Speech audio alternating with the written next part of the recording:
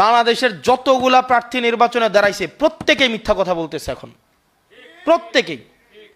যতগুলা সংসদে যাবে ইনক্লুডিং আমি সহ হচ্ছে এখন মিথ্যা কথা বলতে হবে, বাধ্য হইতে হবে আমাকে। আমি চাই না মিথ্যা কথা বলতে, আইনের কারণে।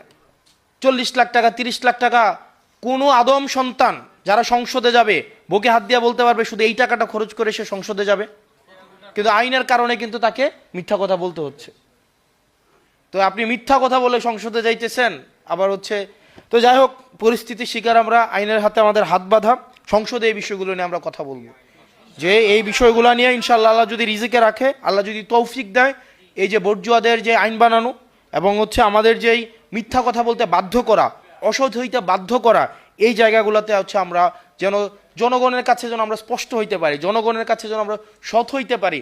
মানুষ কিন্তু বুঝে যেটা একটা মিথ্যা কথা, 30 লাখ টাকা দিয়ে নির্বাচন হয় না, এটা মিথ্যা কথা, এটা মানুষ বুঝে এবং জানে, কিন্তু প্রতিনিয়ত এটা আমাদেরকে বলে যেতে হয়।